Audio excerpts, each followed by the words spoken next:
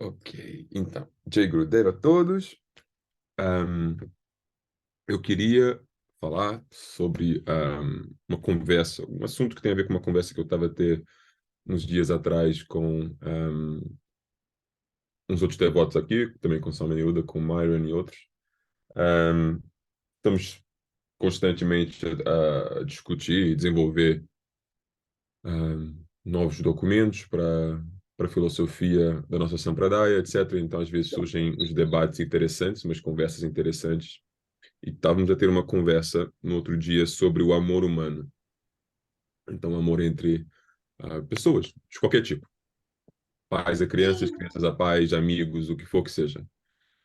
Então, nós estamos a falar sobre a natureza desse amor, as características desse amor, se havia alguma conexão entre esse amor e o amor divino, ahm, e se não, ou sim, quais são as diferenças, quais são as semelhanças, etc. Para a gente entender um pouco melhor o que é que estes sentimentos realmente são e também, se calhar, ver se existem mais coisas que também têm ou conexão ou separação do equivalente divino. E o que nós chegamos à conclusão, que eu acho bastante interessante, é a nossa alma tem uma natureza inerente que não nunca muda, é imutável, nunca muda. E parte dessa natureza dessa alma é que a nossa alma tem Ananda. Ananda significa beatitude ou bem-aventurança, mas Ananda é um termo interessante, ou o princípio de Ananda é interessante. Por quê? Porque esse êxtase, essa beatitude, essa bem-aventurança inerente à alma, não é só uma experiência passiva, é algo que nós podemos também expressar. Então, quando esse aspecto do nosso ser é expressado, é isso que se manifesta como Bhakti. Então, devoção, Bhakti, é Ananda sendo manifestado, certo? E eu tinha explicado, acho que foi no último módulo, que quando Deus um, recíproca esse Ananda, porque Deus também possui o mesmo Ananda, então quando Deus expressa o Ananda dele para nós e nós para Deus, o resultado dessa conexão entre os dois elementos de Ananda é Prema, amor divino, certo? Então, o mesmo Ananda pode se transformar em Bhakti, quando se torna ação ou ativo, e depois o conjunto desses Anandas resulta em Prem, que é esse tal amor supremo, em que Guruji diz que não existe nada para além desse amor, esse amor é eterno e esse amor está sempre crescendo ou aumentando, certo? Guruji fala que o amor divino tem essas três características. Ok. Então a questão era, o amor entre pessoas, entre nós, por exemplo, é simplesmente uma imaginação da mente, é desejo, é uma coisa totalmente cortada desse prem, desse ananda, ou existe uma ligação. E ouvimos argumentos de um lado do outro, mas o que eu estava a dizer, o que eu estava a expressar é, em termos filosóficos, tem um grande discípulo de Sri Ramanujacharya que se chamava Vedanta Deshika. E Vedanta Deshika tinha dos trabalhos principais dele, um dos deveres dele, era tentar justificar as posições do seu guru, Ramanujacharya, com base não só nas escrituras sagradas, mas também nas ideias, nas filosofias, etc., que estavam a surgir após a vida de Ramanuja. Então, Ramanuja já não podia argumentar contra argumentos novos, como é óbvio, já tinha deixado seu corpo. Então, Vedanta Dedika continuou esse trabalho, nesse sentido, defendendo a posição de Ramanuja face a novas ideias, e etc., etc., ok? Então, uma das coisas que ele fez, lutando contra certas filosofias, ele estabeleceu uma regra filosófica que é algo falso ou algo irreal não consegue revelar algo real.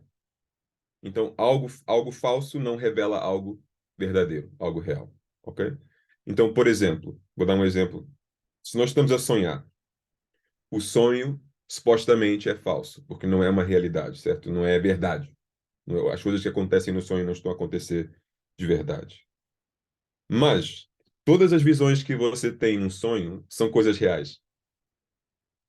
estão sendo juntadas de uma maneira nova, de uma maneira que não se reflete na realidade quando estamos acordados, mas os elementos que nós imaginamos nos sonhos são todos reais, certo? Então, por exemplo, se eu sonhar que eu tenho asas e eu estou a voar para Portugal em vez de ir no avião, isso não é real cá fora, mas são elementos reais. Asas são reais, eu sou real, Portugal é real, entende? Então, coisas reais têm que ser interpretadas dessa maneira também. Então, voltando ao assunto. Algo falso não consegue revelar algo real, só algo real revela algo real. Então a questão surgiu: o amor humano entre pessoas atrai Deus ou não? Deus é atraído por amor humano ou não? E eu acho que essa pergunta tem que se expandir para outro nível, que é: qualquer virtude humana, qualquer qualidade humana é capaz de atrair Deus ou não? Não só o amor. Ou Deus não tem interesse nenhum em comportamentos e padrões de comportamento humanos? É um ou outro, certo? E existem argumentos fortes para os dois lados, ok? E tínhamos que pensar um pouco e também pensar em exemplos práticos. Isto aqui são ideias, são teorias, mas temos que analisar na vida prática, na vida real. E pensamos logo na história, figura de contou tantas vezes, a história de Pundalika, ok? Então, Pundalika, que o devoto principal que causou, digamos assim, a deidade de Vitala ser instalada em Pandharpur. Pundalika, que era uma pessoa que desrespeitava os pais, mas depois, através dos ensinamentos do Rishi Kukut e também dos rios sagrados que se manifestaram como a Mãe Divina em forma e falaram e explicaram a ele os erros que ele estava a cometer, por exemplo, desrespeitar os pais dele. Ele mudou por completo e se tornou totalmente dedicado aos pais, servia aos pais com todo o amor, todo o carinho. Eventualmente, o que acontece? Krishna vem ter com ele, vem à casa dele e bate na porta e ele pede para Krishna esperar na porta, não é naquele tijolo. E aí sim ele acaba de cuidar dos pais, depois ele vai ter com Krishna e ele tem uma conexão instantânea, totalmente de amor e entrega, etc. E Krishna escolhe ficar em Pandharpur com os braços assim, como ele estava assim, quando estava à espera de Pundalika, e aí surgiu a forma de Vitala. Ok? Panduranga. Ok, versão resumida da história. Então a questão era: Pundalika estava a servir os pais ou estava a servir a presença de Deus dentro dos pais? Porque isto muda o assunto um pouco. Porque se ele estava a servir a presença de Deus dentro dos pais, então não foi o amor humano que atraiu a Deus, mas sim a devoção por Deus que atraiu a Deus, certo? Se ele estava a servir os pais, então por que Krishna veio? Se o amor não estava sendo diretamente expressado a ele, ele não estava sendo chamado, ele veio por quê? Só, a única teoria seria porque Pundalik se tornou um ser extremamente atrativo para Deus. O amor que ele tinha era atrativo para Deus, certo? Aí surge a pergunta, ok, vamos pensar que é a segunda opção, que ele estava a servir a presença de Deus dentro dos pais, ok? Aí surge o dilema. Então, por que quando ele chegou, Krishna, quando ele virou para Krishna e disse: "Você espera aí, eu tenho que acabar de servir meus pais primeiro"? Por quê? Porque se fosse o mesmo Deus que estava dentro dos pais e que agora está lá fora na porta da casa dele, ele não teria problema nenhum em parar de servir um e servir o outro, porque é o mesmo, certo? Agora, o que está cá fora é mais presente, de certo modo, do que está dentro dos pais, porque eles têm uma forma física e é possível interagir diretamente com ele, não através de terceiros. Os terceiros, nesse caso, seriam sendo os pais dele, ok? Então surge esse debate, que é, ele teria realmente pedido para Krishna esperar se ele já estava servindo a Krishna? Duvidoso. Então, deixa a ideia que ele estava a servir os pais, verdadeiramente, e não Krishna. E ele estava tão espantado pela chegada de Krishna quanto nós, digamos assim. Ele não estava à espera daquilo.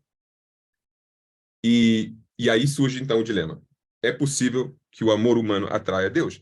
E a nossa conclusão foi o seguinte, nós depois falamos com o Guruji, mas chegamos a essa parte daqui a pouco. Então, nós estávamos a tentar encontrar uma maneira de explicar esse amor, porque o Guruji já há muito tempo explica que existe prema e existe pyar. E pyar é a forma condicionada em que seres humanos expressam, digamos assim, amor um pelo outro, certo? Então nós temos pyar, não prem. Em sânscrito existe essa diferença. Em português, tal como em inglês, a gente vai usar a palavra amor para ambos, ok? Não temos essa distinção, um, mas também usamos, como o Guruji já explicou no passado, para coisas totalmente sem cabimento. Por exemplo, eu posso dizer que eu amo comer gelados, ok?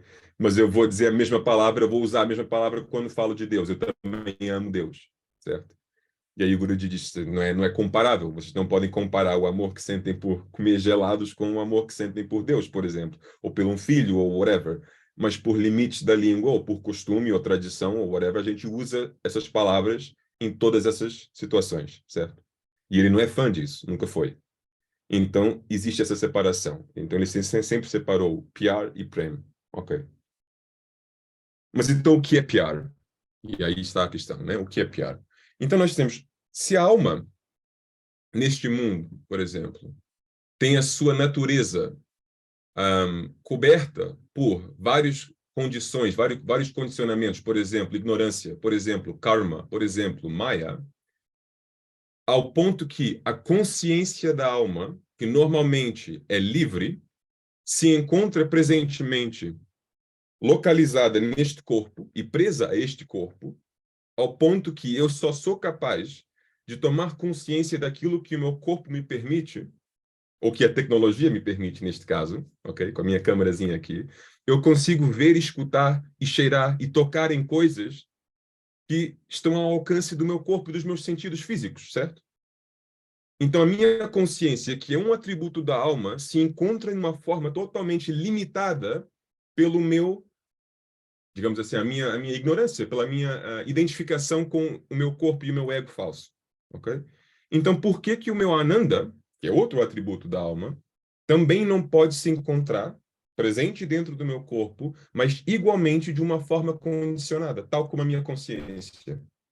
A minha consciência ainda se manifesta, eu sou um ser consciente, como todos vocês, mas eu tenho uma consciência limitada e condicionada pelos vários fatores que eu expliquei: karma, kama, desejo, ignorância, maya, etc. A Ananda, outro atributo da alma, também poderá existir da mesma maneira. Então, somos capazes de expressar esse Ananda, que eu expliquei antes, se manifesta como Bhakti e resulta em Prema, certo? Mesmo neste corpo, mesmo limitados, condicionados, e simplesmente é uma Ananda que se expressa de uma forma impura, mas continua sendo Ananda. Impura por quê? Afetada e condicionada por os desejos da mente e do corpo, que é a nossa falsa identificação, e isso quase que corrompe o Ananda, que seria puro se não fosse por esse filtro, digamos assim. Então, se nós presumimos que isso é verdade, o amor que nós expressamos, o carinho que nós sentimos por outros seres humanos, por qualquer outro ser, na realidade, é esse atributo de Ananda que está a se expressar, mas não está a se expressar de uma forma pura, passa pelo filtro do nosso falso ego e os nossos condicionamentos, ok? Então, nesse sentido, é óbvio que Deus é atraído por essa qualidade e essa expressão, porque a única coisa que Deus quer de nós é a expressão do nosso Ananda. Porque quando o nosso Ananda e o Ananda de Deus se juntam, o resultado é Prema. E quando nós lembramos tantas vezes que o Guruji já nos ensinou, e o caminho inteiro de Vaishnavismo nos ensina, que o único propósito da vida é o amor entre nós e Deus. Ele não quer nada mais de nós a não ser o nosso amor, certo? Então faz todo sentido que a única coisa que atrai a ele é a expressão desse Ananda. E também faz todo sentido que, na realidade, todo o comportamento humano é uma expressão natural da nossa alma, mas passando por filtros materiais que condicionam esses impulsos. Por exemplo, o fato que o ser humano está sempre buscando coisas, procurando satisfazer a ele próprio, procurando prazer, procurando satisfação, não é? Isto é um impulso da alma. É a alma dizer, nós queremos encontrar o nosso ponto de origem, queremos encontrar aquilo que nos completa, de certo modo, que é Deus, a nossa fonte, certo? Mas como não temos consciência disso pelos nossos condicionamentos materiais, procuramos em lugares errados. Mas o fato que estamos a procurar é um impulso divino. Ok? O fato que estamos a amar é um impulso divino. O fato que estamos a procurar é um impulso divino. O fato que conseguimos pensar é um impulso divino. Porque tudo isto são manifestações do nosso ser mais puro, que é a nossa alma. Mas corrupto por essas várias coisas que eu expliquei antes. Então, se isso é verdade, isto aqui ainda era na conversa e no debate que nós estávamos tendo, ainda não fomos falar com o Guruji nesse momento, ok? Então estamos a ter esse debate, chegamos a essa conclusão, todos nós super satisfeitos com esse raciocínio todo, pensando assim, uau, isto aqui explica muita coisa. Por quê? Pensa bem na nossa vida. Por que o Guruji entra na nossa vida? Fizemos alguma coisa óbvia que chamou o Guruji à nossa vida? E pelo menos as pessoas naquela chamada, epá, em princípio não. Em princípio não. Eu não consigo ver, eu não consigo identificar exatamente o que eu fiz para atrair Guruji para minha vida. De um lado, a gente pode ver o que ele fez para atrair a mim. Isso é mais fácil. Ele existiu, ok? Mas o que eu fiz para atrair ele? Por quê? Por que eu tenho que falar dessa maneira? Porque ele diz que é o guru que vem ao encontro do discípulo, não é o outro, não é do outro lado, não é do outro sentido, ok? Então, surge a pergunta. Isto é uma pergunta que é uma pergunta importante também na área da teologia, que é o que é a graça de Deus? E a graça de Deus é algo que se merece ou não? Teologia católica, por exemplo, explica claramente que não podemos merecer a graça de Deus. Pelo mero fato de ser graça, significa que nós não merecemos, ok? Agora, com Guruji não é assim. Que já perguntamos isso a ele no passado. Guruji, você dá a sua graça, a sua bênção a pessoas de uma forma aleatória? E ele disse, não, nunca. Tudo que vocês têm de mim, seja contato, seja conhecimento, seja bênção, seja proteção, seja o que for que seja, é merecido. O que não quer dizer que o que vocês fazem e o que eu faço em retorno é equivalente ou é igual. Eu posso fazer mais do que vocês, mas não quer dizer que não foi merecido, no sentido que eu não teria feito esse mais do que vocês se vocês não tivessem feito algo para merecer a minha ação em retorno, ok? Então não existe interação com Deus, não existe a bênção de Deus, a presença de Deus na nossa vida sem nós termos atraído essa presença de uma forma ou outra. E podemos usar a palavra atrair ou a palavra merecer, mas é a mesma coisa no final das contas. Nós temos que nos qualificar ou temos que fazer algo que atrai a presença dele ou que faz nos tornar merecidos para receber a presença dele da forma que seja. Okay? E se isso é um fato que continuamos presumindo que é, porque o Guruji já tinha confirmado que realmente é assim e ele não dá nada de uma forma aleatória, ok? Então isso significa que temos que descobrir exatamente o que é que nós podemos fazer para atrair, mas também significa que se nós podemos atrair, também, teoricamente, deveríamos poder fazer o oposto, não é? Então, as perguntas se tornam ainda mais óbvia, que é o que o ser humano tem que fazer para atrair Deus no contexto védico, no contexto Vaishnava, claro, e, igualmente, o que nós podemos fazer que vai fazer com que ele se afaste ainda mais de nós, ou que nós nos afastamos ainda mais dele, se calhar, melhor maneira de falar sobre isso, ok? Quais são os comportamentos ou as qualidades humanas? E aí já caminhando no percurso da ideia que sim, qualidades humanas conseguem atrair Deus. Então, chegamos ao Bhagavad Gita. E o Bhagavad Gita explica o quê? No capítulo 16. As qualidades dos seres divinos e as qualidades dos seres demônicos, certo? Ok?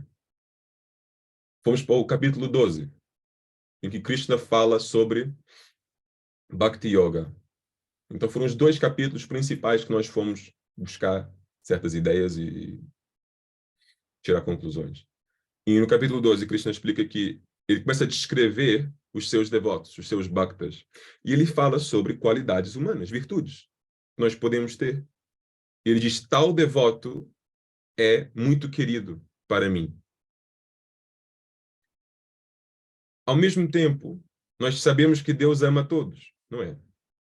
Então, sempre surge essa pergunta que mas se ele ama todos, como é que uma pessoa pode ser muito querida a ele? Mas eu sempre expliquei, e isso já vem com base do Guruji, eu expliquei isso tantas vezes, que amor, e aqui é universal, sem dúvida nenhuma, não quer dizer gostar. Gostar e amar são coisas diferentes. O amar é uma coisa mais profunda, o gostar é uma coisa mais circunstancial. Por exemplo, mães, pais, vocês amam as vossas crianças, certo? Mas não quer dizer que gostam de tudo que eles fazem. Não quer dizer que gostam do comportamento que eles têm em cada momento. Vocês podem até passar por um período em que, epá, não estou gostando nada do meu filho, do comportamento que está a ter nos últimos 2 ou 3 meses. Não quer dizer que eu deixo de amar. Mas eu não gosto. Não é verdade? Então, o amar e o gostar são coisas diferentes. E com Deus é igual. Sem dúvida alguma, Deus nos ama. E nós amamos a Deus. Não há dúvida. Na nossa essência. Mas o gostar, nós de Deus e Ele de nós, depende de certas coisas. E agora, o auge do relacionamento entre nós e Ele, para mim, parece-me ser que o auge desse relacionamento é quando não só amamos a Ele, mas gostamos dele. Não só Ele ama a nós, mas Ele gosta de nós também.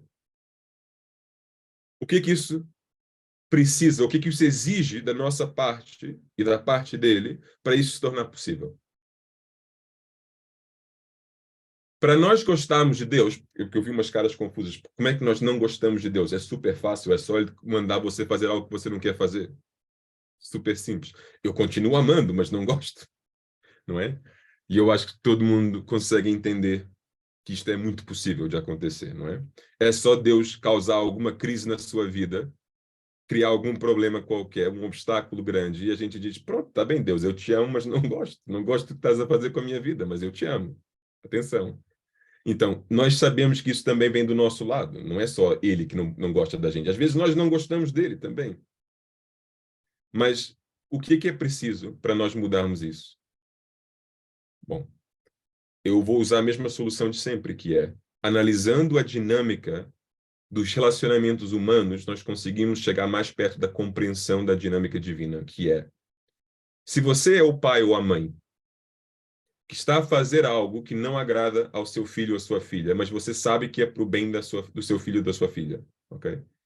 Como é que o seu filho ou sua filha vai entender isso, vai compreender isso e não ficar zangado contigo, mas sim sentir gratidão e até apreciação pelaquilo que tu fizeste? Como é que essa mudança é possível? Coisa mais básica, com conhecimento, com informação. A pessoa tem que saber. O filho ou a filha, a maioria do tempo, se encontra numa situação de ignorância. Não sabe o porquê que os pais estão a fazer o que estão a fazer. Então não gosta, porque não entende, não consegue compreender o porquê. Certo? Então, compreensão, educação é um dos passos super importantes, não é? Então, às vezes, no caminho espiritual, nós não entendemos por que que Deus fazem o que eles fazem conosco. Ou por que que as coisas têm que acontecer de uma forma ou outra. Mas o mais nós procuramos compreender, o mais nós recebemos explicações, mais nós estudamos, por exemplo, Shastra, ou ouvimos os satsangs do Guruji, etc., mais conseguimos compreender. Ah, ok, pronto, se calhar foi por causa disso que isto aconteceu, se calhar foi por causa daquilo que isto aconteceu. E eu consigo me livrar daqueles sentimentos mais negativos que eu tinha em relação ao evento X. Eu consigo ver o positivo neste evento e a razão, o propósito disto. Isso já muda a minha perspectiva por completo. Então, educação Conhecimento é uma das coisas mais importantes para a gente conseguir mudar essa perspectiva, certo? A segunda maneira que nós conseguimos mudar essa perspectiva é com a experiência, acumulação de experiência. Por exemplo, eu, quando era criança, ficava chateado com os meus pais praticamente cada mês. Não vou dizer todos os dias, porque isso é um exagero. Não vou dizer todas as semanas, é um exagero. Mas todos os meses eu acho mais razoável. Ok?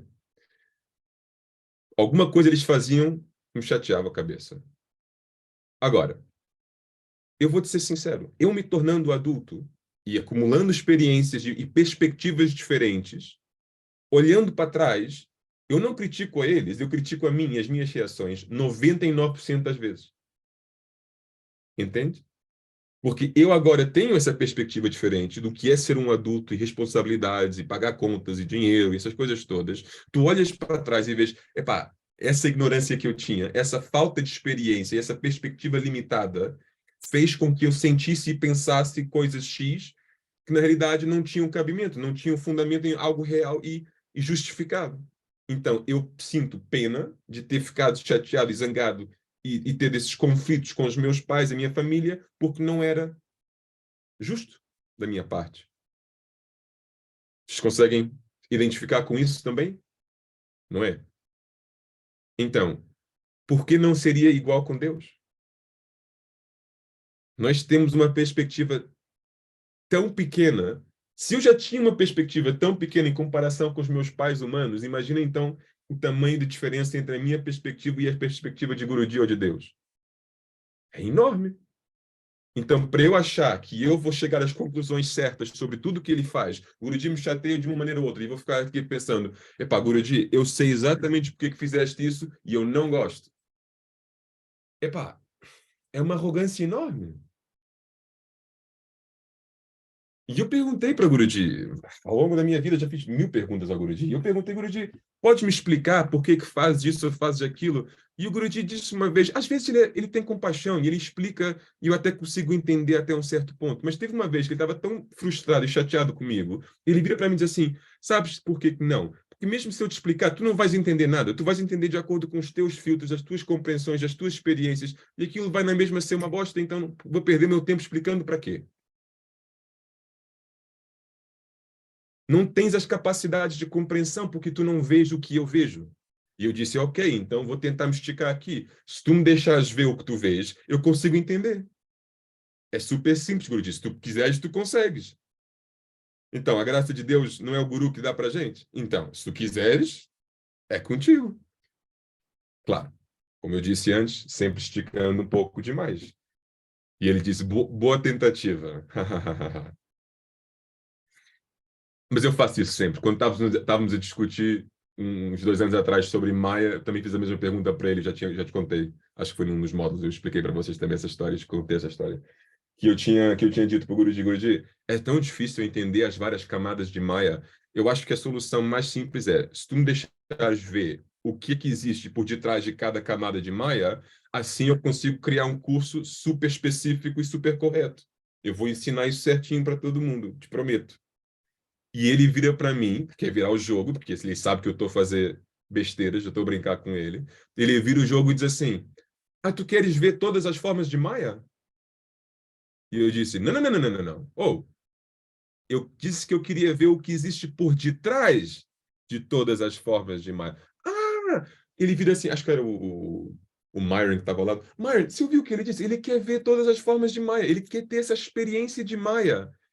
E eu, não, Guru, e eu ficando bravo agora, fiquei chateado, porque isso daqui é perigoso demais. Atenção, não foi isso que eu disse. E eu recuando, recuando, disse, não, Guruji, vamos esquecer os últimos 30 segundos da nossa vida, se faz favor. E ele, isso é fácil, é só Maia. Maia consegue fazer, vai esquecer esses 30 segundos. Queres Maia? Eu vou te dar Maia. Não. Enfim, whatever. Então, nessa outra ocasião que eu estava me esticando, não é para tentar entender o porquê, mas a resposta dele foi clara. Às vezes você vai conseguir entender até um certo ponto, outras vezes não. Mas uma coisa que ele também me disse uma vez foi que a vossa compreensão não é necessária para a vossa entrega. O que significa, para você confiar em mim, para você se entregar a mim, você não precisa entender tudo que nós fazemos e todo aspecto da nossa relação, etc. Não é um pré-requisito. Okay? Sim, é um bônus. Era bom saber às vezes, mas não é um pré-requisito.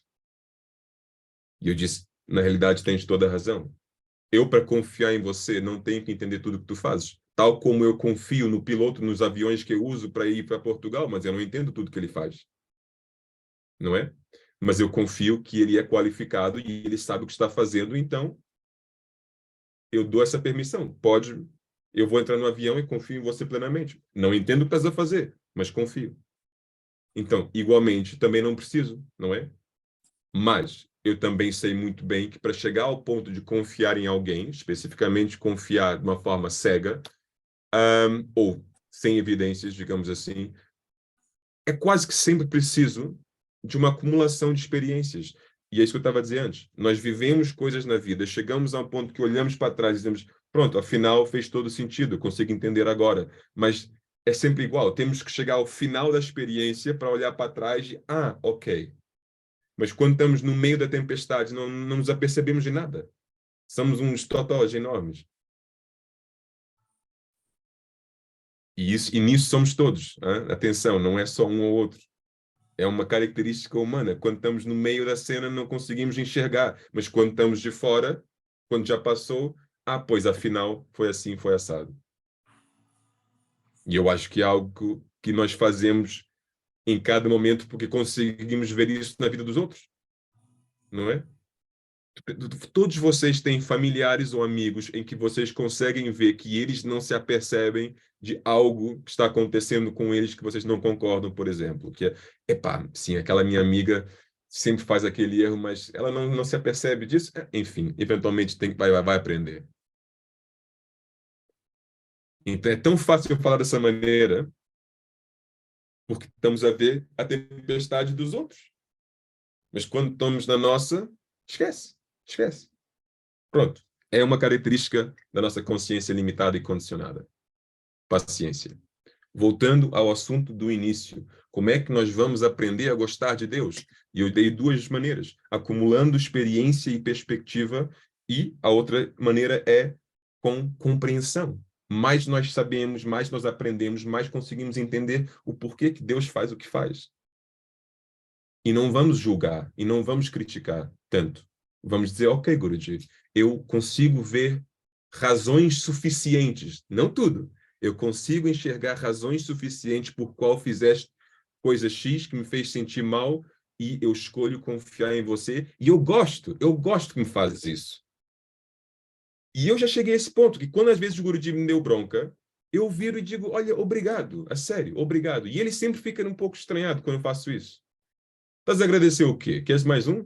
E eu disse, não, eu estou a agradecer porque tu me chamas a atenção a coisas que eu não noto em mim mesmo. Você me corrige de uma forma que eu nunca iria me corrigir a mim mesmo. E você é capaz de ser honesto o suficiente comigo de uma forma que mais ninguém é capaz de ser. Também porque eu não dou essa permissão a outras pessoas. E também porque é difícil confiar que as pessoas, quando me falam essas coisas, vão falar de uma forma que eu posso confiar que não é parcial, que é totalmente honesta e neutra. Estás a ver? Então eu acho que é difícil, pá. É extremamente difícil encontrar alguém que você é capaz de confiar que essa pessoa só está a fazer, agir, falar, pensar, etc., para o seu bem. Sem qualquer interesse próprio. Então, mais eu me apercebo disso, mais eu consigo enxergar ele fazendo isso na vida dos outros, que, atenção, é o meu conselho, ver como ele faz isso na vida dos outros para ganhar fé que ele faz isso na sua vida. Porque quando você analisa a interação dele, a presença dele na vossa vida, é mais complicado, como eu acabei de explicar. Então, às vezes, é mais fácil observar a maneira que ele trata os outros para depois ganhar confiança e fé na maneira que ele trata a gente. Ok? Então, como é que ele vai gostar mais de nós? Eu falei como nós vamos gostar mais dele. E não é à toa que o Guruji sempre pede para nós estudarmos Bhagavad Gita e as escrituras, etc. Não é para Conseguimos entender um pouco melhor o porquê que as coisas acontecem como acontecem. Ok, pronto. Para não ficarmos todos cheios de raiva com Deus desnecessariamente. Ok, pronto. Mas do lado dele, como é que ele vai gostar de nós? Bom, felizmente é mais simples. Por quê? Porque ele já deixou isso tudo super esclarecido, que é vocês têm que ter postura X, desenvolver qualidades Y, e evitar coisas Z. Isso, fugindo dessas coisas, tentando desenvolver qualidades Y e se comportando com postura X, tens tudo que precisas. Agora, quais são essas coisas? Uma forma super básica. Ele é atraído por amor, por sinceridade, por humildade. Certo? Vamos dizer que essas três qualidades são as mais básicas e mais essenciais. Amor, sinceridade, humildade. Que tipo de amor? O amor mais puro que você é capaz de demonstrar. Isso vai ser diferente para cada pessoa. Mas lembre-se que no início eu disse que amor humano é válido, por quê? Porque o amor humano pode atrair a Deus, porque é uma expressão condicionada de Ananda. E como é que nós vamos amar sem a nossa Ananda? Não é possível. Ananda, o atributo da alma, se manifestando no corpo humano, se manifesta de uma forma condicionada, mas não deixa de ser Ananda. Então nós temos é que tentar expressar esse Ananda da alma da forma mais pura possível. E nisto existe quase que uma hierarquia, que é mais provável, não digo impossível, é mais provável atrair Deus pelo amor que você sente por uma criança, o teu filho ou filha, ou pelo um pai, ou pelo um amigo, do que pelo marido ou uma mulher. Por quê? Porque o amor que se sente entre marido e mulher, por exemplo, é o amor que mais provavelmente vai ter outros elementos misturados nesse amor, não é? Por exemplo, desejo sexual, certo? O que não entra nas outras relações que eu mencionei, normalmente. Então, repito, amor humano é capaz de atrair Deus em qualquer forma, em qualquer forma. Mas é mais provável em certas formas do que em outras, porque estamos a tentar expressar um amor mais parecido, mais puro possível com o amor que a nossa alma tem.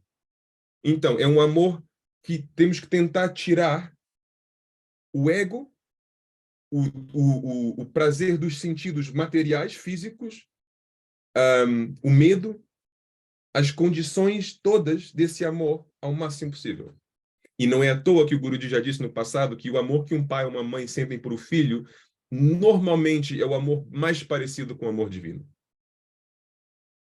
Porque acaba sendo um amor mais incondicional, normalmente, não digo em todos os casos, normalmente que se encontra no mundo humano. Não é verdade?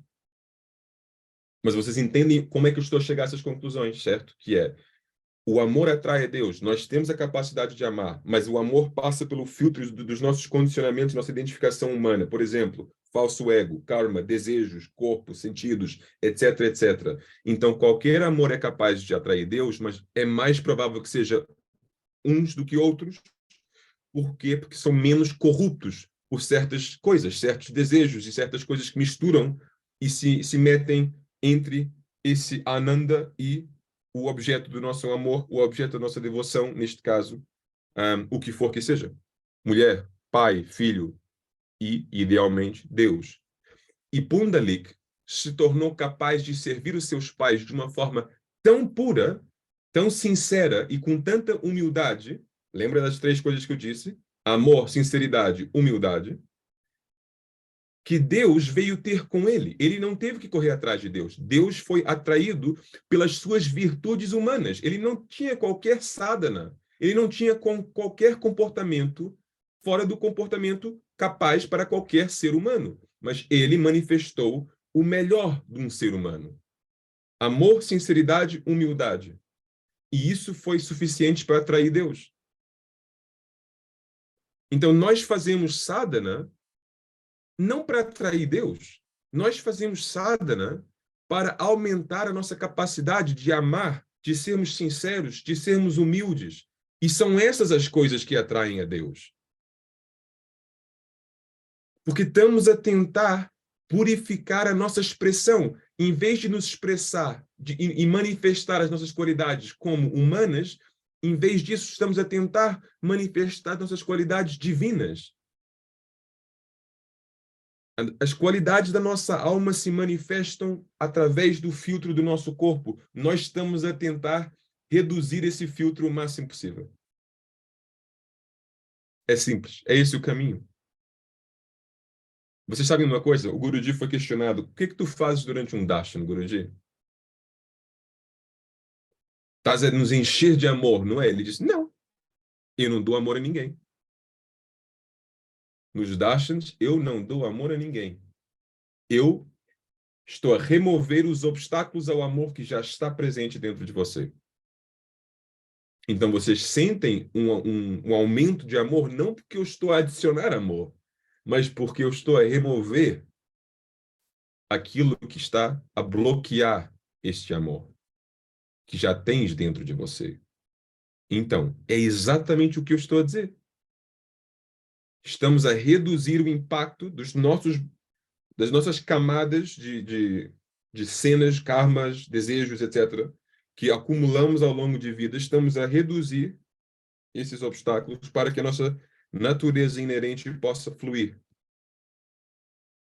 Então, quando ele dá darshan para nós e nós fazemos sadhana, estamos a fazer a mesma coisa, estamos a colaborar. É o mesmo objetivo.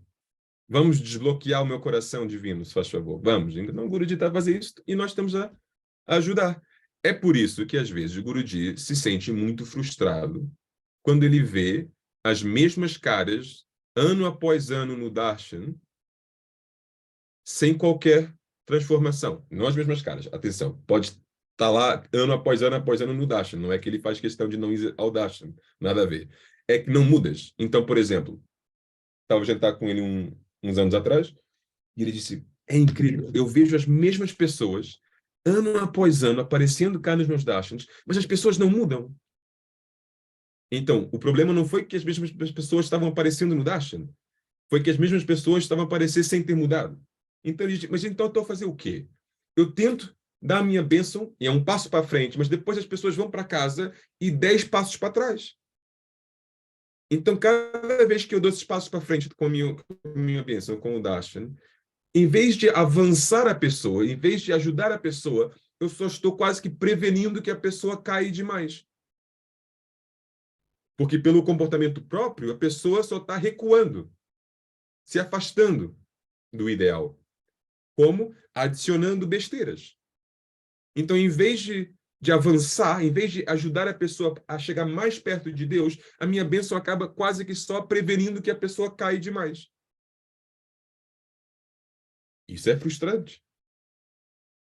Porque é um desperdício da maior oportunidade, que é, temos cá uma pessoa que consegue pegar em nós e lançar quase que num fogo de artifício direto a Deus, não é? Mas não, porque não existe aquela colaboração, entendem? Então, tudo que o Guruji está a repetir ano após ano, é para tentar criar uma colaboração entre nós e ele, uma sintonia entre professor e aluno, entre mestre e discípulo. Nós temos que estar na mesma página, com o mesmo objetivo. Guruji tem um objetivo claro para a nossa vida. E se nós não tivermos o mesmo objetivo, vamos estar encaminhando em direções diferentes. Isso é um problema, não é? Então, eu repito em uma forma super simples, que é o amor humano, tal como todas as outras virtudes humanas, todas as outras qualidades humanas, são reais, são válidas, ok? São corruptas por vários fatores, mas são válidas.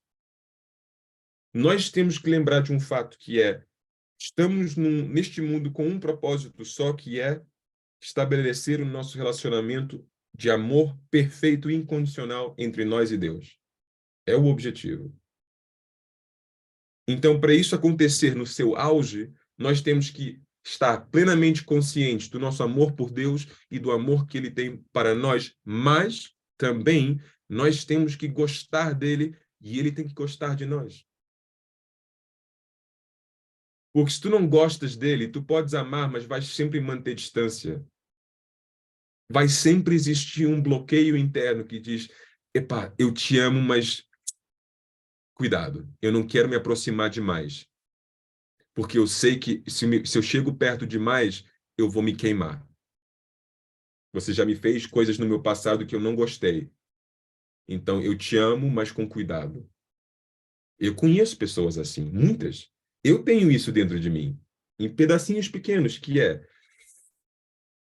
eu te amo muito, Gurudi, mas eu sei do que você é capaz. Você é capaz de dar um nó na minha vida de um momento para o outro, e eu só posso rezar que quando isso acontece eu tenho fé suficiente, sabedoria suficiente para não deixar que os pensamentos negativos surjam na minha mente.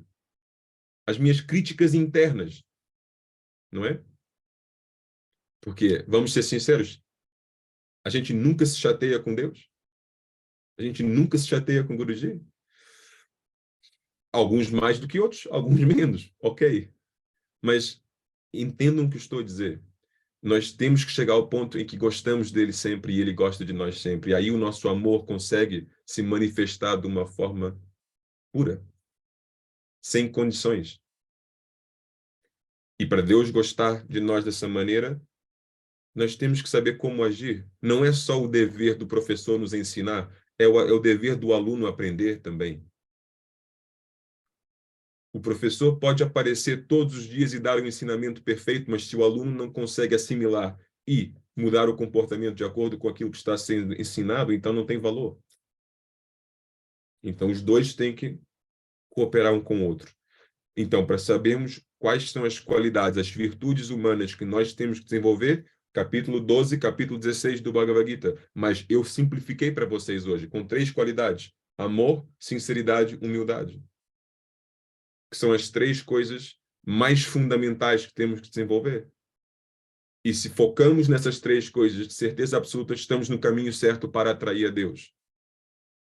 Mas não podemos esquecer também o porquê que não gostamos dele de vez em quando, que tem a ver com falta de compreensão, falta de perspectiva. Então tenta compreender, tenta estudar e fala com pessoas, junta com Sangha para entender vários pontos de vista diferentes, para você ampliar a sua maneira de pensar, a sua maneira de ver, enxergar como Deus age e o porquê que ele age dessa maneira. E é aí que nós somos as pessoas mais sortudas do universo, porque nós não temos que falar sobre como o Deus abstrato age, nós podemos falar como o Deus manifestado age, que é Guruji. O fato que podemos interagir, falar, escutar Guruji torna esse processo 1000 vezes mais real para nós do que para qualquer outra pessoa. E eu digo isso não com arrogância, eu digo isso para você estar percebendo a oportunidade que existe à nossa frente, que é, recentemente, durante os Bhakti Talks e também quando ele estava falando sobre a essência do Bhakti, o Guruji estava a dizer que um dos sadhanas mais importantes na vida de um devoto é continuamente escutar o satsang do Guru. Ele estava a repetir isso. Temos que estar sempre a ouvir os satsangs do Guru. Por quê? Porque nesses satsangs ele está sempre a partilhar a sua perspectiva, o ponto de vista dele, a maneira dele de ver as coisas, o porquê que ele faz o que faz, o sentido da vida, etc, etc. E mais nós escutamos isso, mais conseguimos partilhar nesse ponto de vista dele, mais conseguimos compreender, e aí isso começa a eliminar, né, esses pensamentos negativos, os julgamentos, as dúvidas, as críticas, tal como a criança, quando cresce, deixa de julgar os pais tanto, porque entende o que é ser um pai ou uma mãe, entende o que é ser um adulto, tem uma perspectiva nova, então certos julgamentos desaparecem, não é? Então, como eu tinha dito antes, a mesma coisa acontece no caminho espiritual. Mais nós crescemos, mais entendemos e deixamos de criticar e julgar o nosso Gurudev. E o nosso Deus também. É isso. Fez sentido? Excelente. Se alguém tiver alguma pergunta, alguma coisa que quiserem dizer, podem dizer sim, ainda temos uns minutinhos aqui. Um, Aqui, tem uma pergunta já no chat que é Pandurenga é Shri Vitala Giridhari. Shri Vitala tem Shiva Lingam em sua cabeça por esta ligação de amor entre Shri Vitala e Lord Shiva. Ok. Pandurenga é Vitala. Giridhari também é a mesma pessoa, o mesmo ser, mas está numa forma e uma lila diferente. Pandurenga e Vitala, sim, são totalmente iguais, não há diferença. São dois nomes para a mesma forma e a mesma história, a mesma lila de Krishna, ok? Por que tem o Shiva Lingam na cabeça? É uma história comprida, mas básico, sim, para responder a sua pergunta, é por a ligação de amor entre Vitala e Shiva? Sim. Shiva é o melhor devoto de, de Krishna, de Narayana que existe, tal diz as nossas escrituras. Por quê? Super simples, porque Shiva é plena consciência, e uma consciência pura não pode ser melhorada. Você não pode ter algo melhor do que consciência pura. Então, quando você é capaz de direcionar a sua consciência de uma forma totalmente pura e sem obstáculo nenhum para o seu objeto de devoção, neste caso Narayana, não é possível melhorar. Não é possível ser mais dedicado ou ser mais entregue do que totalmente entregue. Certo? Então, Shiva é o melhor devoto nesse sentido e é por isso que ele está junto a Vitala. Sim. Segunda pergunta. E os diferentes formas de Bhav não passam pelos filtros que referiu? Não. Porque Bhav é uma emoção da alma, não é uma emoção humana. Então, existe equivalentes, certo? Emoções humanas, emoções espirituais. Amor humano, amor espiritual. E a única diferença entre as emoções humanas e as emoções divinas da alma são exatamente esse filtro. As emoções humanas são a mesma coisa, mas com os filtros humanos. Então, por exemplo, Sakya Bhav é amizade pura, mas amizade é uma coisa que o ser humano também tem, mas não é pura. Tem alguma condição, algum whatever, alguma coisa que vai poluir essa amizade, ok? Então, a única diferença entre amizade divina ou amizade humana é que uma é pura e outra não, mas vem da mesma fonte, que é uma expressão da alma. Então, quando estamos a falar de bhavas, temos que ter noção que estamos a falar de coisas puras, que são expressões sem obstrução da alma, ok? E é por isso que não podem ser comparadas ao equivalente humano. É por isso que quando falamos de Gopi Bhav, não estamos a falar de devotas que fingem ser gopis, certo? Não é a mesma coisa. É uma coisa parecida. Estamos a expressar, se calhar, a mesma intenção, mas passando por filtros que vão poluir de uma maneira ou outra essa expressão. Mas Gopi Bhav, como é dito que certos santos ou santas tiveram, já é algo mais puro, mas que vem da mesma fonte, que vem do mesmo lugar, né? Que é uma expressão da alma. Okay? Isto se aplica a qualquer outro bhava. Okay. Um bocado fora do tema de hoje, mas gostava de saber o quão importante é a limpeza do nosso corpo e casa no caminho espiritual. Depende do ponto de vista, sabe? De um ponto de vista não é muito importante, de outro já passa a ser bastante. Sabes por quê? Porque eu dei uma aula, acho que foi anteontem, sobre Dharma, sobre o propósito da vida e como viver a vida de uma forma correta. E um dos 12 pilares de Dharma é a pureza. E a pureza é interpretada como não só pureza mental, mas também pureza física. Então, mantendo um corpo saudável, limpo, etc., e por extensão, a nossa casa, o nosso quarto, etc., também, é importante por duas razões. Primeiro, ajuda a manter uma mente mais limpa também, mais estruturada, ok? Mais clara. Quando não tens bagunças cá fora, também normalmente não tens bagunças cá dentro, ok? É uma tendência. Mas, segundo lugar, os pilares têm que ser todos praticados em conjunto. Se você tira um ou dois pilares do sistema de 12, ou você só pratica um ou dois, etc., as coisas não funcionam da mesma maneira. Não funcionam de uma maneira como foi intencionada quando o sistema foi criado. O sistema de Dharma, que é o comportamento correto para um ser humano, para uma alma chegar a Deus. Então, eu acho que por essas duas razões, porque ajuda a nós termos a nossa vida em geral mais limpas, puras, organizadas, claras, tem uma clareza mental muito maior também quando temos uma vida que reflete essa simplicidade e essa clareza mental. primeiro fator, mas segundo, porque também é um dos 12 pilares. E quando começamos a remover certos pilares, estamos a mexer com um sistema que foi criado com cada uma dessas partes e não para ser praticado de uma forma seletiva. Ok?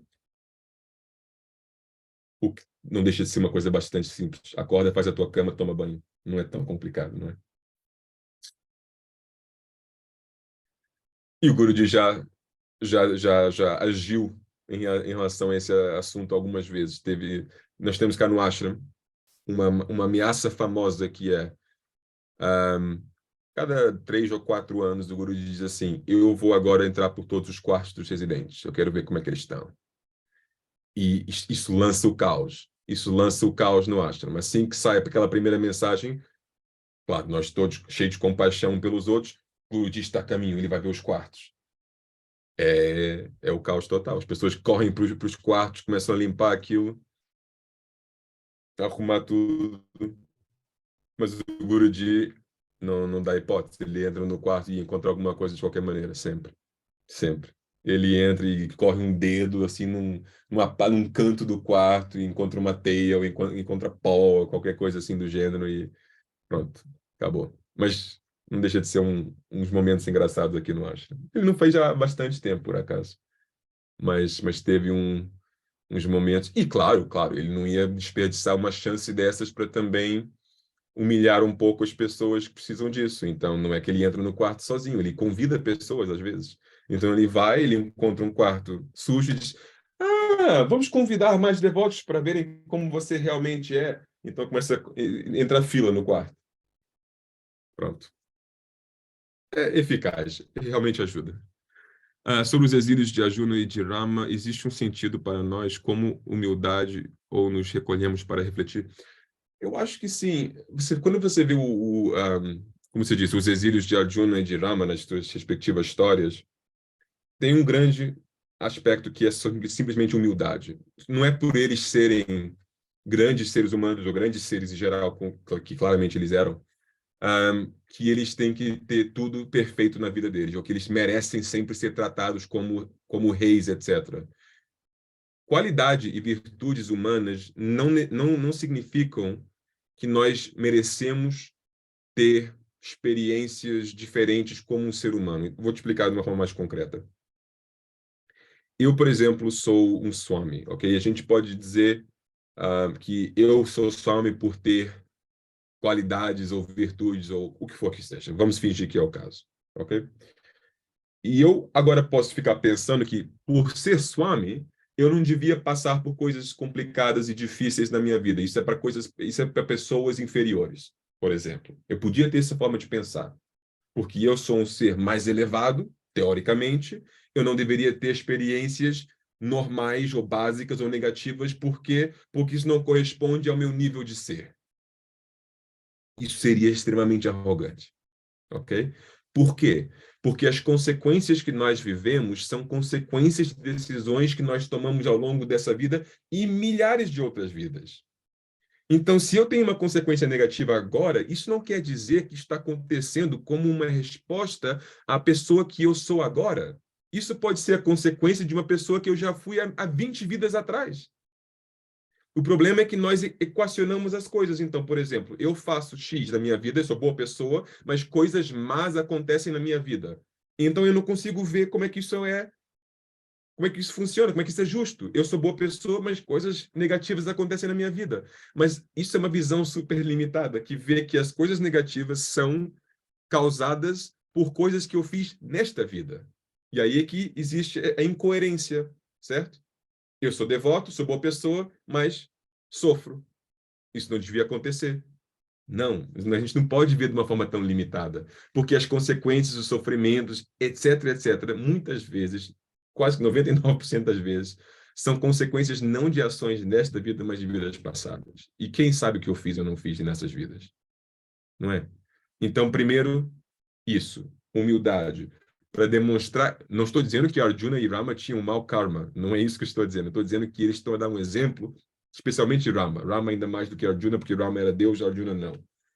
E então Rama estava demonstrando que não é só por ser uma grande pessoa, grande personagem, com qualidades, etc., que a nossa vida vai sempre ser uma coisa pacífica, linda, só com eventos positivos e flores e borboletas, ok? Então, primeiro, humildade, demonstrando não só que isso acontece, mas também demonstrando força para encarar de uma forma positiva, ok? Sem reclamar, porque ele não reclamou. Rama aceitou, sem reclamação. No caso de Arjuna, já não era bem assim. É por isso que eu queria ir mais para o exemplo de Rama do que do exemplo de Arjuna. Okay?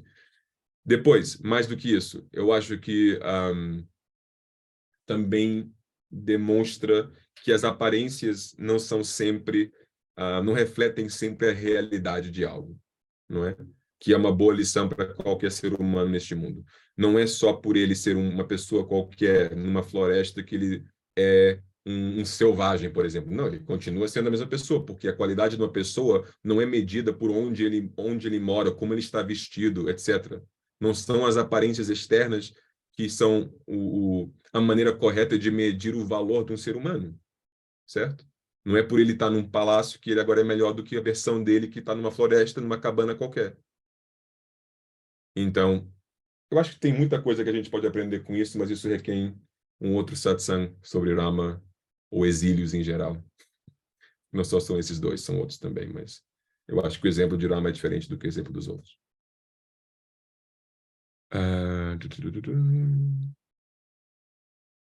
Swamiji, não está até ao fim a pergunta, desculpa. Eu fiz essa pergunta, mas queria perguntar até ver se também as pessoas que são seguidoras se pode também ler o verso da noite, o de dia e o da noite, ou se é só para devotos. É assim, é um assunto interessante, na realidade. A gente estava tendo esse debate entre É? os estudantes recentemente. Sim, Ok. sim. Sabe por quê? Porque o Guruji, ele às vezes fala sobre esses mantras em público, também com seguidores, não é? Mas ele às vezes menciona que são os mantras de iniciação. Então é quase que deixa a ideia que, ok, se qualquer pessoa pode ahm, cantar os mantras, atenção, qualquer pessoa pode. Isso, primeiro ponto, qualquer pessoa pode 100%, porque qualquer pessoa pega no Bhagavad Gita e lê o Bhagavad Gita, vai encontrar os versos de qualquer maneira e vai ler os versos, não é? Não é por não ser iniciado que você deixa de ler os dois versos. Então não tem nada a ver, ok? Então qualquer pessoa, teoricamente, pode. Mas, se devem fazer da maneira prescrita por Guruji como sadhana, é que eu não sei bem dizer. Eu tenho opinião que não deveriam. Porque recitar um verso de uma forma aleatória, tranquilo. Fazer de uma forma prescrita por Guruji para pessoas iniciadas, para mim, não sei bem se é correto, mas não vou dar uma resposta definitiva, porque o debate ainda está ao rubro aqui entre os swamis, e depois vamos falar com o Guruji para ver qual é a posição dele. Tá Não, bem? sabes Então, porquê, Swamiji? É que perguntaram-me a ver se podia perguntar a ti por causa disso, e assim eu já posso dar uma resposta. E digo que depois que tu vais-me dar a resposta e concreta, por certo? agora podem recitar, só faça de uma forma menos estruturada, assim, manhã, noite, etc., porque isso já é uma coisa mais específica para Ok, iniciados, não é? Então, vamos ver. Ok? gratidão. Ok. Última pergunta, porque depois eu vou ter que ir embora. Também está aqui. Se me permite voltar aos bhavas, se uma importante diferença entre a amizade e o amor humano é o desejo sexual, e este pertence ao corpo, então qual é a diferença entre Sakya Bhav e Madhurya Bhav? Os sábios também corriam para abraçar Rama.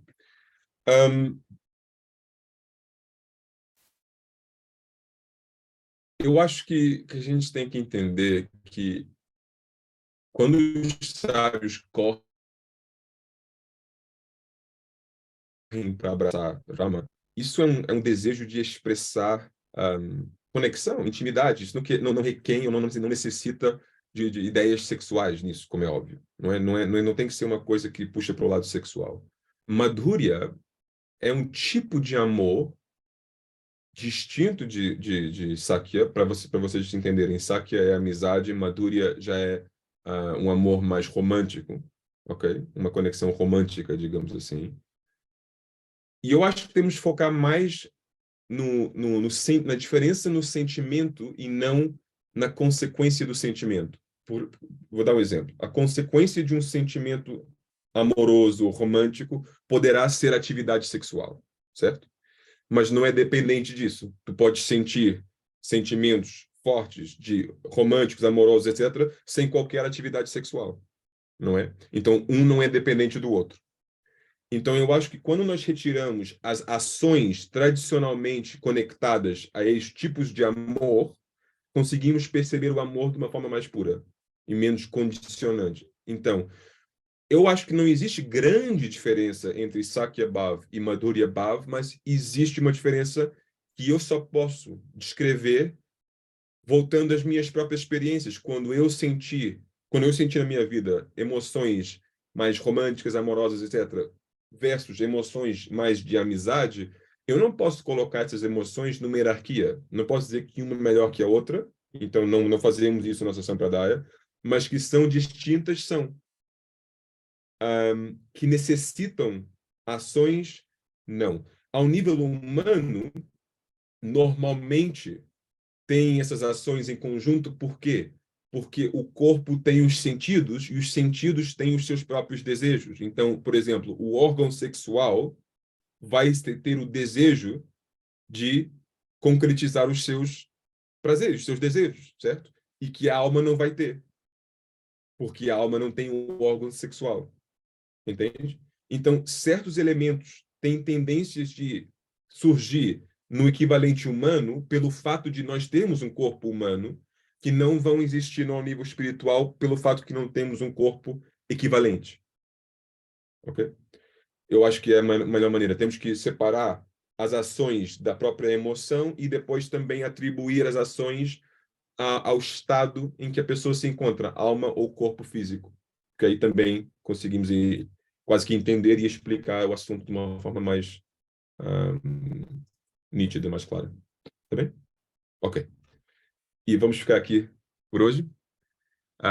Já estou voltando para Portugal daqui mais 2 semanas, certo? Para acabar com o Bhagavad Gita, terceiro módulo. E depois temos a pausa do verão, para vocês visitarem a Alemanha, se for possível, como é óbvio. Guruji volta já no final desse mês. E depois temos junho e julho, como sempre, aniversário do Guruji, Guru Purnima, Just Love, essas coisas todas, né? Que é a graça que Guruji ainda dá para nós, os europeus. Isso tudo ainda acontece aqui, não na Índia nem nas Maurícias. Porque temos que ter apreciação por isso. O fato é que hoje em dia tem tanta coisa acontecendo lá no outro canto do mundo, que ainda temos sorte que aqui na Europa ele continua celebrando o aniversário dele, Guru Purnima, Just Love, essas coisas todas, né? Navaratri, eventualmente. Bom, os vejo daqui a pouco, ou em Portugal, ou aqui, ou na próxima reunião aqui online. Jai Gurudeva a todos. Om Shanti, Shanti, Shanti. Shri Gurubhyo Namaha. Hari Om. Jai Gurudev Swami. Jai Gurudev. Gratidão. Jai Gurudev. Jai Gurudev. Jai Gurudev. Jai Gurudev, grato.